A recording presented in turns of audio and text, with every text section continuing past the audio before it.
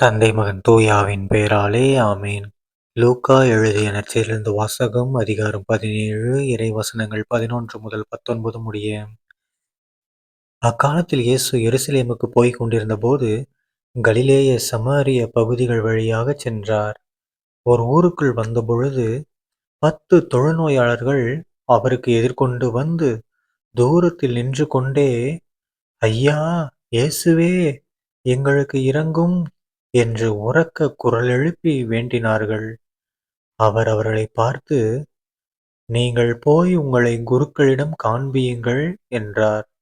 அவ்வாறே அவர்கள் புறப்பட்டுப் போகும்போது அவர்கள் நோய் நீங்கிற்று. அவர்களுள் ஒருவர் தம் பிணி தீர்ந்திருப்பதைக் கண்டு உரத்த குரலில் கடவுளைப் போற்றி புகழ்ந்து கொண்டே இயேசுவிடம் திரும்பி வந்தார். அவருடைய காலில் முகங்குப்புற விழுந்து அவருக்கு நன்றி செலுத்தினார்.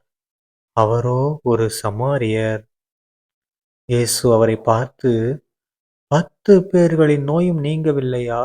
மற்ற 9 பேர் எங்கே? கடவுளைப் போற்றிப் புகழ அந்நியராகிய உம்மைத் தவிர வேறு எவரும் திரும்பி வரக் காணோமே என்றார். பின்பு அவரிடம், எழுந்து செல்லும், உமது நம்பிக்கை உமக்கு நலமளித்தது என்றார். ஆண்டவரின் அருள்வாக்கு. கிறிஸ்துவே உமக்கு புகழ். அன்பார்ந்த சகோதர சகோதரிகளே, இன்று பொதுக்காலம் 28ஆம் வாரம் அக்டோபர் 12ஆம் தேதி 2025ஆம் வருடம் ஞாயிற்றுக்கிழமை. இன்றைய நற்செய்தியில பாருங்க, நம்ம இயேசு கிறிஸ்து ஆண்டவர் செம்மையான ஒரு சம்பவம் பண்றாரு. என்ன சம்பவம்?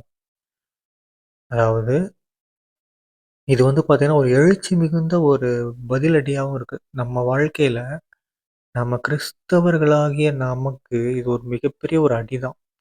ஏன்னா, ஏசப்பா என்ன சொல்றாரு பாருங்க. அவர் ஒரு இடத்துக்கு போயிட்டுருக்காரு. அப்ப ஒரு 10 தொழுநோயாளர்கள் வராங்க. அவங்கள்ட்ட, ஐயா, எங்கள குணப்படுத்துங்கன்னு சொல்லி கேட்குறாங்க.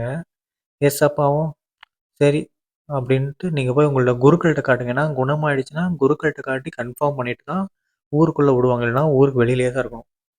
ஸோ ஏசப்பா அப்படி சொன்னாரு. எல்லாருக்கும் நலமடைஞ்சிருச்சு.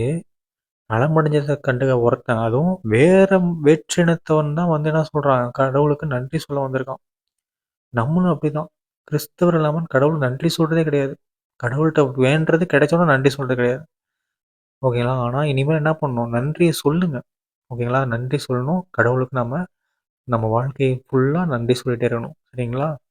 தந்தை மகன் தூயாவின் பெயராலே ஆமீன்.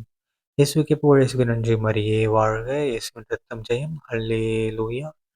Praise the Lord.